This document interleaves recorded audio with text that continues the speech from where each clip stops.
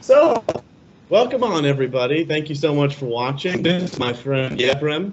Uh, Hey, so, not many people know where you're coming from. Where you coming from? well, hey Alex. I'm originally from Syria, from a beautiful village, a town called Kesab.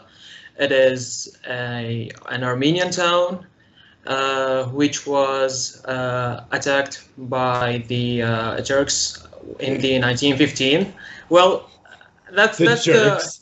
the well, yeah, that's the whole story at 1915. Yeah. Well, even before that, in 1909, when before the massacre, it was attacked as well. So Not many. I don't know if you're aware of this, but not many Americans are very aware of the events, the jerks of 1915. So, very brief elaboration on all that. Basically, your life history. Go. basically, I was born in the village, town called Kesap, the only Armenian town in the Middle East, I can say, because it's the only Armenian one remaining. That's not currently governed by Turkey. So, well, Right. you wanted that. Yeah. Uh, No. No. Currently, it is pretty much diverse, I can say, between Syrian Arabs, Armenians. Concerning their religions, there are pretty diversity in the church, the Islamic and the Christian one as well. So you can find several churches with several denominations as well, concerning the evangelical, the Catholics, and the Orthodox. Plus, you have the Arab governance as well. So, What was it like? What was it like growing up in that kind of an environment? well, it I know it's was, a very broad question, yeah, but exactly. Like, well, okay. Let me put it like this. Here in America, violence and food shortages, sickness are pretty much, well, I mean, every now and then people can get sick, but it's with only with extremely serious things. yeah. But I mean, from what we know, generally speaking, Syria sounds like they've always gone through stints of starvation and war and things like that. Is that a reality, or how accurate am I, or Uh, inaccurate? Concerning the starvation and war, since the war started in Syria in 1211, around 7 to 8 years ago, the uh, the starvation part didn't get to the town of Kesab, as I can Wonderful. say, because basically it was self-sufficient. Most of the people there, they have their own, I can say, places. They grow their own vegetables. Basically, they grow their own food, so they are self-dependent Mhm. most of the times. Even though currently they are relying more on the businesses rather than the farming, I can say. Right. But you can still find there a lot of farmers that are really connected to the heritage, to the like what the actual town is. And what is the actual town? Like living the actual town life, keeping the heritage, even Hmm, though you don't find it much a lot nowadays, but sure. there's still people that keeping it.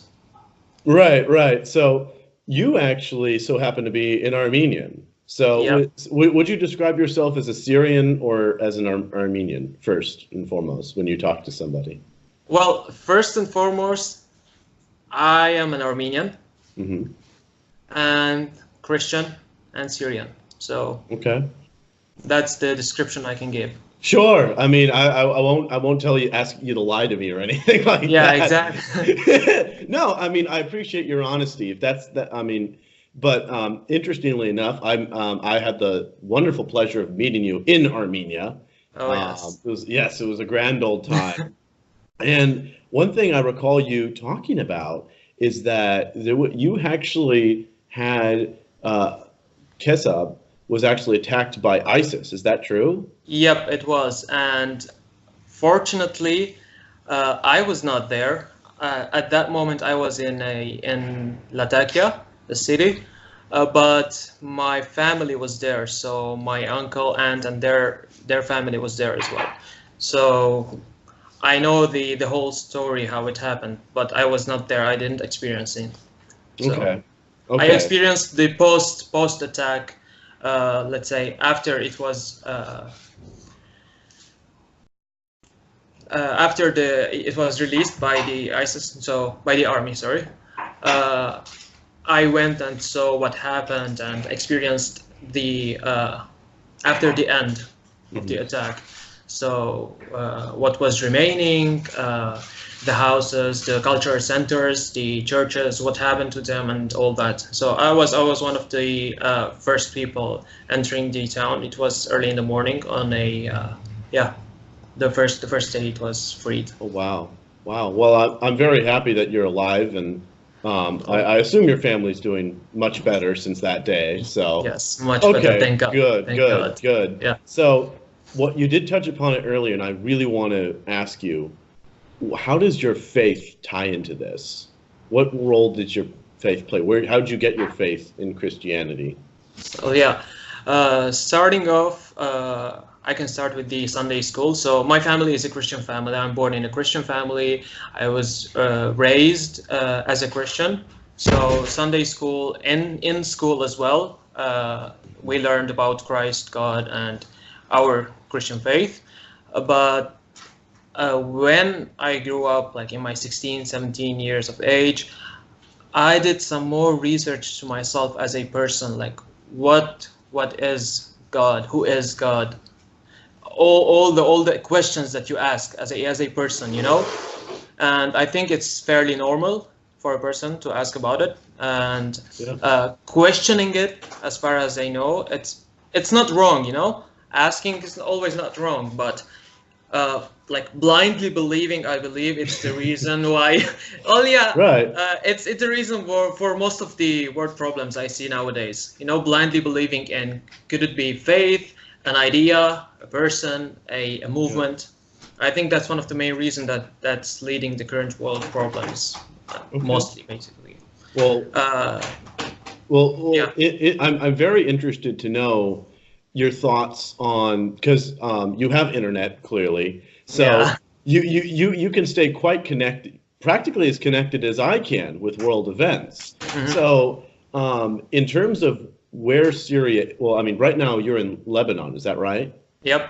Okay, so I want to get back to what you're doing in Lebanon, but first I want to ask you, what exactly is the Christian situation in Syria? Is it easy to be a Christian in Syria? Or is it because you said you were brought up there? Yeah. So, Yeah. So tell us a little bit more about that. Well, I can say it is fairly easy. You don't have that issues or discrimination as a Christian while you're in Syria. The government is accepting for the Christian community. The churches are there. The like all the denominations are there. They don't have this issue of let's say being a Christian in a Arab country or in a Middle Eastern country. You don't see that huge issue, you know. You are free to be to go to your church, to practice your own religion. And I didn't. Yes.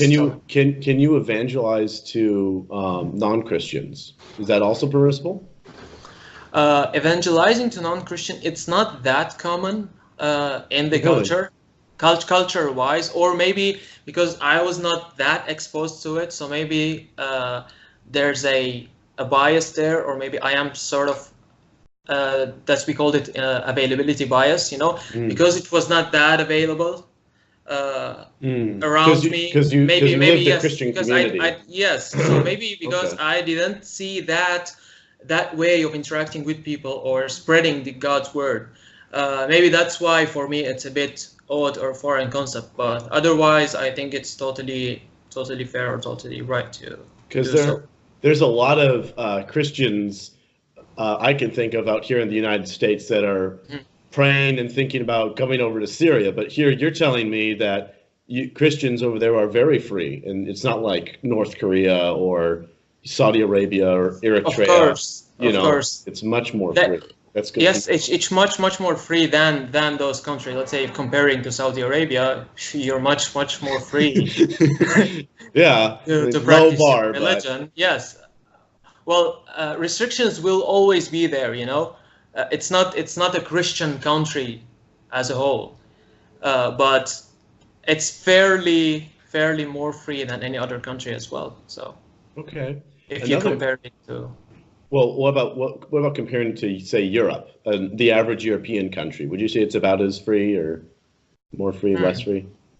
uh, It's a very general question, I know. exactly, it I is a keep, bit general.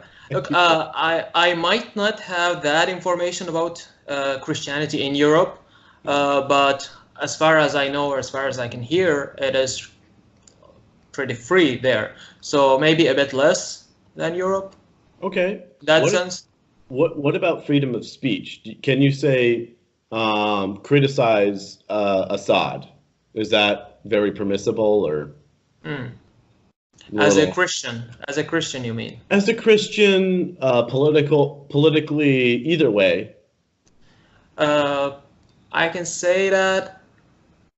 Look, you might get into a bit of trouble doing Sure. that. Yeah, of course, if you're doing it publicly or uh, online, I think you might be able to get away with it. But you gotta Much tread much lightly. easier. Exactly. It's not that 100% that you have a freedom to do or to say whatever you do or to like Right. there are restrictions there. Okay. You but overall, like I can say, you can express yourself. It's not that sort of a like uh, how do you want me to put it? No. I think you put it very, very well. It's not North Korea, Exactly. but it's also not America, where over here It's somewhere in people, between. In between. people literally make death threats to our president literally every day, and nobody cares. It's so that's kind of how That's it a is. main difference, I think. Yeah, it's somewhere in between. Well, yeah.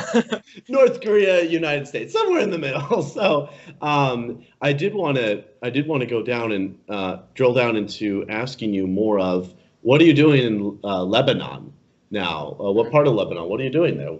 Well, yeah, I'm currently enrolled in studying marketing Okay. at an Armenian university called Haigazian University, yes.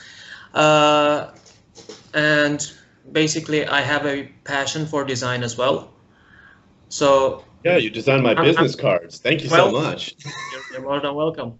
I'm currently balancing my studies and my passion, And what is that as I can passion? put it, designing. Ah, So, yeah, I just love it, you know. Uh, you're so absolutely terrific at it. People constantly are raving about how great my business cards are. So wonderful. if you guys want a killer business card, go check out Yeprem. And I'm sure, and I'll try and provide your Twitter and Instagram into all this. So y'all go follow my good That'll buddy be wonderful. Yeprem. Yeah, absolutely. Are there any other points about you that you think are really important that I missed on? Because I really don't want to miss important part about you. Any important parts? Concerning, Well, what made you who you are, your character, and what do you hope your future to be and your sure, legacy? sure. What made me my character? Well, basically, I see myself as look, what I try to do, and my passion, as I want to call it, the designing part, is that the thing that got me into design was that you have an ability to create something out of nothing, and that in that context, and the ability to be able to do that, to create something beautiful, something meaningful, something that touches the people, uh, I want to do that. I want to do something that brings value to others, and that's the main core of what I'm trying to do as a graphic designer. And my marketing, let's say, the theoretical parts that I'm learning now in my university studies, I think it would be the base for the application that I'm going to do in my future plans. Uh, If you don't mind me asking, what are those future plans? Well, future plans, one of them, I have a dream to have my own design agency. So Wow. that's the thing I'm working on. And Okay. look, I believe I don't want to throw terms, like hard work, hustle, gratitude, grit, and all that. No, I understand. Yeah, but I think as a one term, if I want to do it, it's consistency. Okay. It is what you're doing day in and day out that counts. Even though on daily basis you might not see that difference. I think it's one of the main reasons that kept me. And of course, you have to love what you do. And it will be the only reason for you to continue doing it. Because if you don't love it, what for you're doing it, Right. Exactly. So, and that's why I literally, some days I spend 6 to 7 hours on designing. I even don't feel the time passing by. So it's how many hours do you work? How many hours do you work a day? Well, it depends. It depends on the days, on the schedule of the university, Sure. So depending on that, but if I have time, I do work. So there's 2 days a week that I don't have much courses in it. So sometimes 6, 7 hours. So depends. So this is what you mean by like not trying to hit the beat the dead horse on hard work, because you live and breathe hard work. You don't need to, Exactly. It's not. I think it's a misconception of the hard work part. People think it's like you have to work 24/7, and in my opinion, it's totally wrong. You have to give yourself a break. You can't just overwork yourself and then burn out. Yeah. Because at the end, you're a human being, and you won't be able to continue doing it 24/7. So as long as you do a pretty good time management, and I think it's how it should work. So thank you so much, Yeprem, for coming on. I really appreciate the interview. Thank you so much. Anytime. Folks, don't forget to subscribe. Don't forget to follow Yeprem on Instagram. He posts almost pretty much every day, I believe. And he posts some really, really outstanding graphic design stuff. I really recommend you follow him and try and give him some work. Hey, good look out for everybody. Thank you so much, Alex. Yeah, you bet. Thanks for coming on. Great.